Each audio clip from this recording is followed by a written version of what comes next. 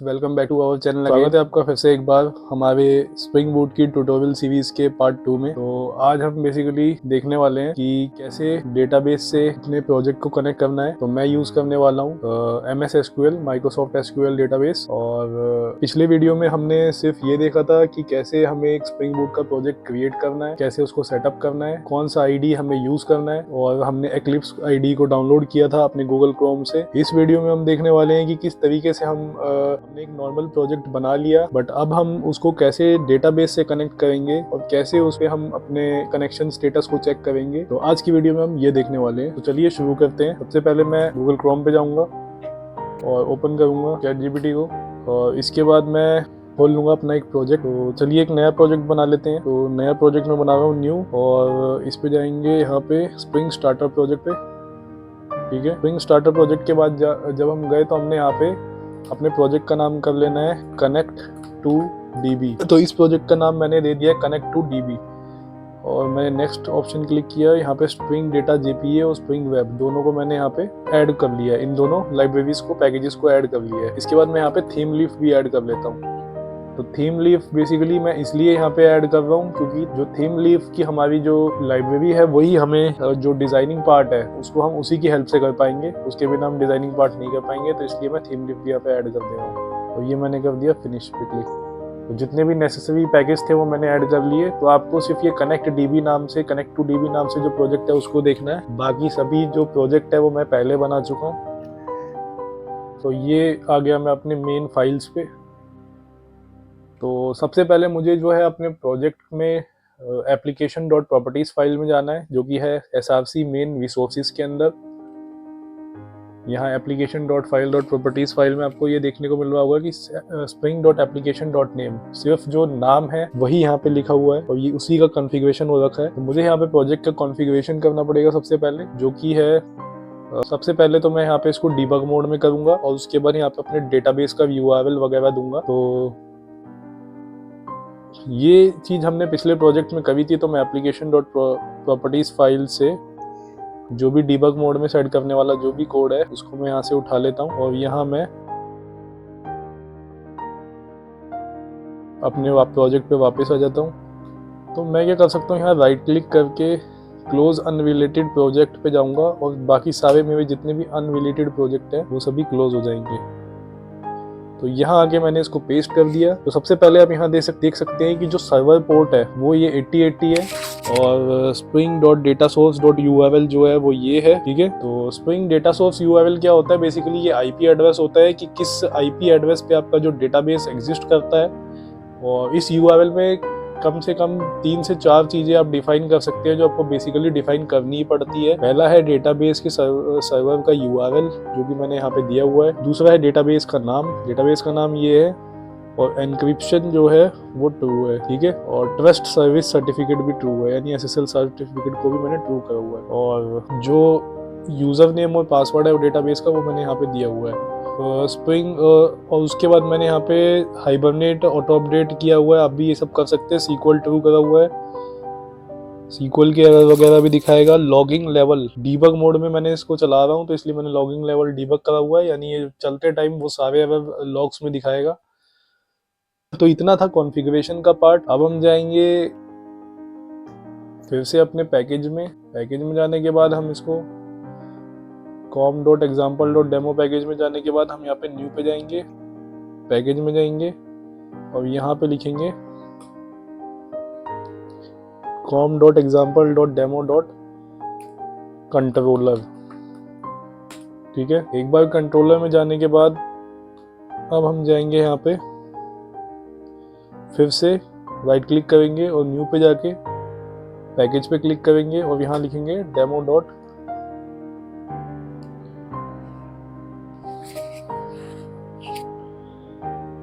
Repository. ठीक है, उसके बाद न्यू पे जाके राइट क्लिक करके पैकेज पे लिखेंगे मॉडल। तो ये 3 पैकेजेस मैंने बनाए हैं यहाँ पे अभी तक।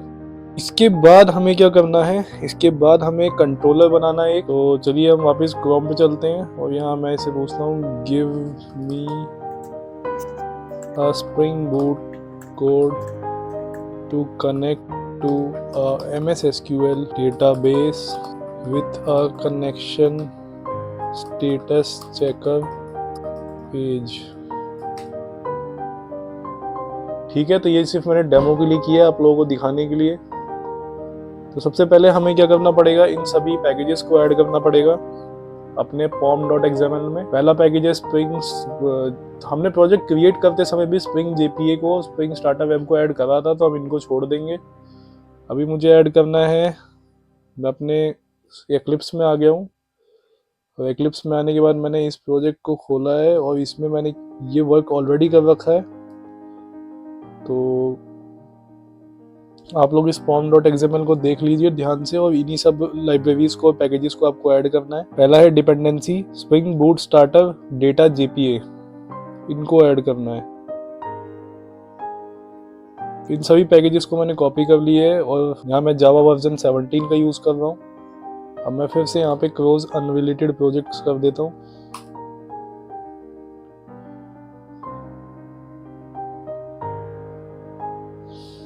और अब मैं अपने इस मेन प्रोजेक्ट की pom.xml में जा रहा हूँ, और यहाँ पे मैंने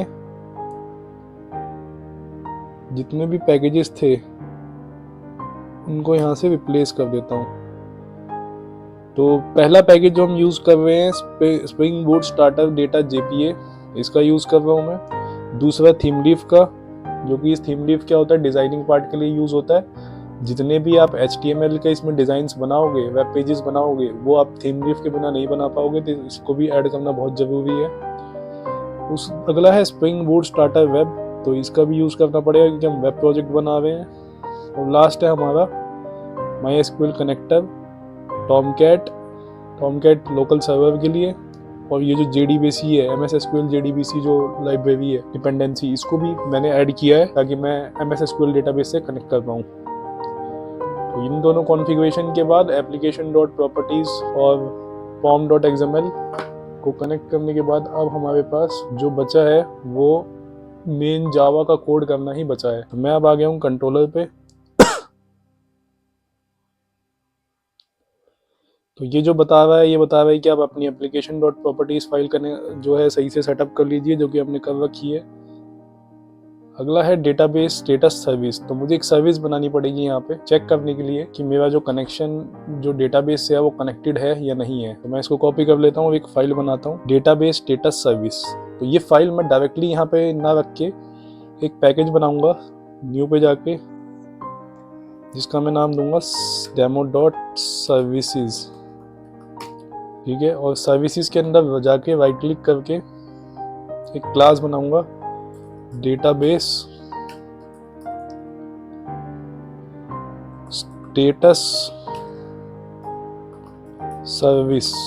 ठीक है, ये क्लास बनाने के बाद मैं यहाँ पे उस कोड को पेस्ट करूंगा। तो ये एरर दे रहा है क्योंकि दो बार पैकेज ऐड हो गया, तो एक को मैंने हटा दिया। उसके बाद क्या है, मैं इसको जब आपको एक्सप्लेन करता हूँ, इसमें जस्ट एक सर्विस क्लास बनाई है, और इस सर्विस क्लास में एक मेथड है।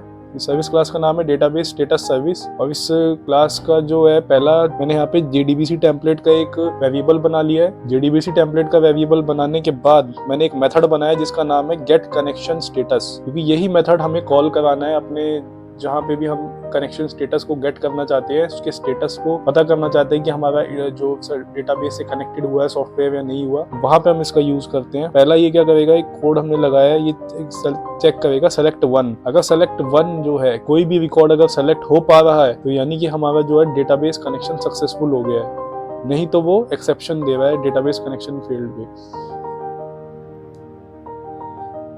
तो इस तरीके से कुछ है हमारा। और ये जो सर्विस है हमें पता करके देगी कि हमारा कनेक्शन स्टेटस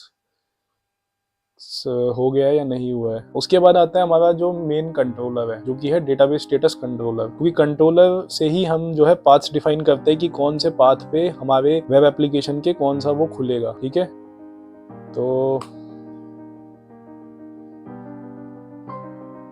मैं इसको कॉपी कर लेता हूँ और यहाँ पे एक बनाता हूँ कंट्रोलर्स के अंदर जाके राइट क्लिक करके।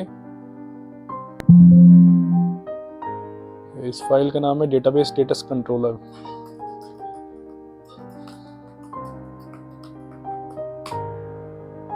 तो तो डेटाबेस स्टेटस कंट्रोलर मैंने यहाँ पेस्ट कर दिया है।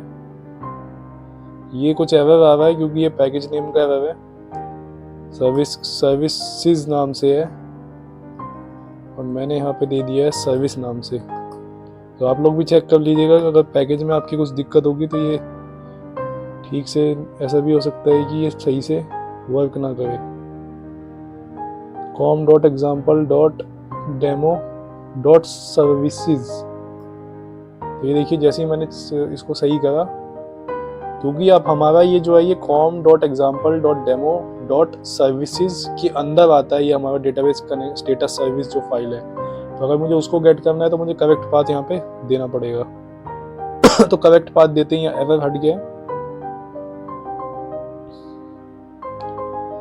तो सर्विस को मैंने यहाँ गेट कर लिया, उसका एक वेरिएबल भी बना लिया मैंने डेटाबेस स्टेटस सर्विस नाम से। तो डेटाबेस स्टेटस सर्विस नाम से जैसे ही मैंने वेरिएबल बनाया, उस ऑब्जेक्ट भी कह सकते हैं आप इसको, ऑब्जेक्ट बनाया, तो उस ऑब्जेक्ट से मैं जो है बहुत सी प्रॉपर्टीज को गेट कर रहा हूँ, जो कि है पहला कनेक्शन स्टेटस को गेट कर रहा हूँ। और कनेक्शन स्टेटस को मैं एज अ स्ट्रिंग गेट कर रहा हूँ यहाँ पे, क्योंकि वो जो मेथड मैंने वहाँ पे सर्विस में क्रिएट किया था वो मुझे एज अ स्ट्रिंग ही स्टेटस बताता है कि डेटाबेस कनेक्शन इज सक्सेसफुल और डेटाबेस कनेक्शन इज फेल्ड। तो यहाँ जो स्टेटस है, ये स्टेटस मैंने यहाँ पे मॉडल में ऐड करा दिया। तो मॉडल में जो मैंने ऐड कराया है स्टेटस, उसी स्टेटस को मैं रिटर्न करा रहा हूँ एक अपनी क्या कहते हैं, एक HTML फाइल में। ठीक है, ये HTML फाइल जो होगी इसको मुझे अभी क्रिएट करना पड़ेगा।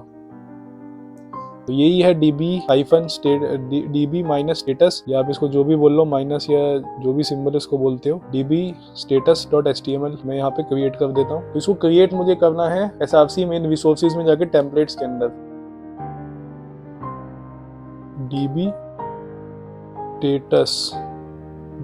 db-status.html।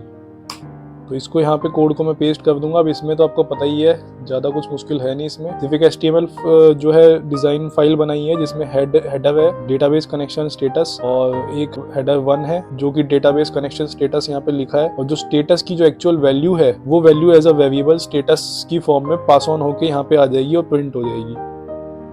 और पास ऑन होके आएगी किससे? पास ऑन होके आएगी रिटर्न से। तो रिटर्न में जो वैल्यू जो रिटर्न होगी वो डायरेक्ट इसमें एज अ वेरिएबल पास होगी। तो सिंगल वैल्यू हम यहाँ पास करा रहे हैं और उसको हम वहाँ गेट भी कर सकते हैं। तो आप ये भी एक तरीका यूज कर सकते हैं कि अपने कंट्रोलर में सिंगल वैल्यू पास करा के और सिंगल वैल्यू को वहाँ रिटर्न करा सकते हो। और कंट्रोलर में मैं कहाँ से गेट कर रहा हूँ? अपनी सर्विस की हेल्प से। तो इस तरीके से मैं कुछ, और एट्रीब्यूट को मैं एज अ स्टेटस की में ऐड कर रहा हूँ, तो यहाँ पे गेट भी करूंगा एज अ स्टेटस की से ही। तो ये चीज आपको कॉमन दिख रही होगी। उसके बाद ये चेक करना है कि हमारा जो मेन क्लास है वो SEO डेमो एप्लीकेशन, बट मेरी एप्लीकेशन का नाम डेमो एप्लीकेशन नहीं है, कुछ और है, तो वहाँ पे कुछ और क्लास का नाम आएगा, तो ये आप रहने दे सकते हैं। इसके बाद आपको कुछ नहीं करना, आपको जो आपका एप्लीकेशन है वो इस पाथ पे मिलेगा, तो ये पाथ आपको कॉपी कर लेना है। और उसके बाद अपने प्रोजेक्ट को रन एज पे जाना है, राइट क्लिक करके मेवन क्लीन करना है, और उसके बाद हमें राइट क्लिक करके मेवन इंस्टॉल करना है।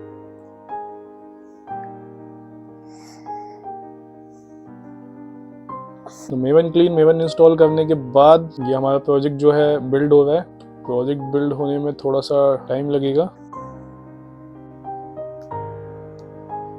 प्रोजेक्ट बिल्ड हो गया है, मैं इसको जरा रन करता हूँ।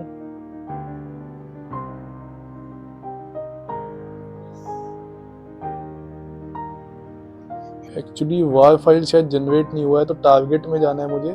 टारगेट फोल्डर में आप देख सकते हैं वार फाइल अभी जनरेट हुआ नहीं है। तो मैं जाऊंगा प्रोजेक्ट पे। अगर आपका वार फाइल जनरेट नहीं हुआ है तभी आपको ये करना है, प्रोजेक्ट पे जाके क्लीन पे जाना है, और क्लीन करते ही आपका वार फाइल यहाँ पे लोकेट होने लग जाएगा। तो ये देख सकते हैं आप यहाँ पे connectdb snapshot.var वार फाइल आने लग गया। अब मैं फिर से प्रोजेक्ट पे जाके राइट क्लिक करके रन एज पे जाके रन ऑन सर्वर पे करूँगा और फिनिश पे कर दूंगा। नेक्स्ट पे जाना है, इसको सेलेक्ट करना है। उसके बाद आई थिंक मेरा कोई दूसरा पोर्ट जो है वो बिजी है। ये हाउ टू फ्री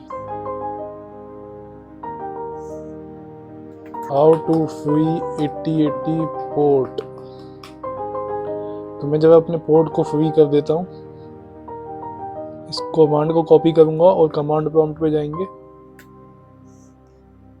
और उसके बाद मेरा जो ये है PID 25748 PID मैंने इसको दे दिए। PID देने के बाद यहाँ पे ये टर्मिनेट हो गया है। तो मेरा जो पोर्ट है 8080 वो खाली हो गया है। तो इस तरीके से हम पोर्ट खाली कर सकते हैं।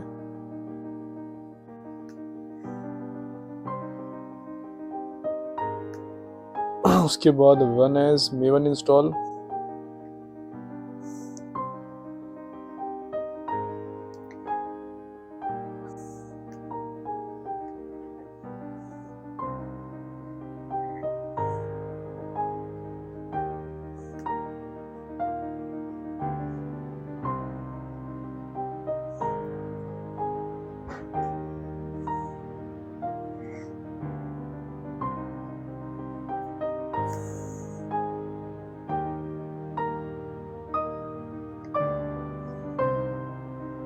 जरा एक बार मैं सर्वर को डिलीट करके दोबारा से इंस्टॉल करता हूँ सर्वर, क्योंकि हमारा काम नहीं कर रहा है। तो मैं इधर आके सर्वर 10.1 को नेक्स्ट करके ऐड करता हूँ इस प्रोजेक्ट को और फिनिश कर देता हूँ। मेरा सर्वर जो है वो क्रिएट हो गया है और रन एस पे जाके मेवन क्लीन और फिर से रन एस पे जाके मेवन इंस्टॉल।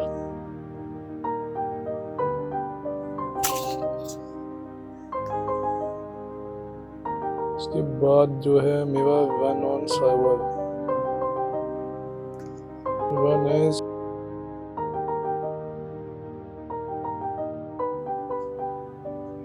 तो अब जाके दोस्तों चला है मेरा ये सर्वर में कुछ एरर था तो मैंने उसको दोबारा से क्रिएट कराया। तो अब इसको मैंने रन किया है प्रोजेक्ट को।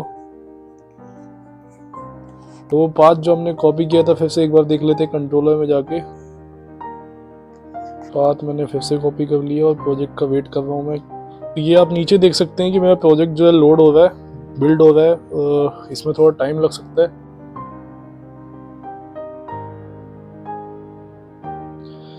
तो ये बाय डिफॉल्ट जो रूट पाथ है उस पर तो मैंने कोई कंट्रोलर डिफाइन किया नहीं है, इसलिए ये ऐसा एरर दे रहा है। बट /db स्टेटस नाम से जो पेज है उस पर आप ये देख सकते हैं, ये मुझे डेटाबेस का कनेक्शन स्टेटस दिखाएगा। पर मैं जब डेटाबेस का कनेक्शन यहाँ से ऑन कर दूं तो डेटाबेस का कनेक्शन इस पाथ पे, आप ये पाथ याद रख लीजिए, इस पाथ पे डेटाबेस का कनेक्शन दिखाएगा।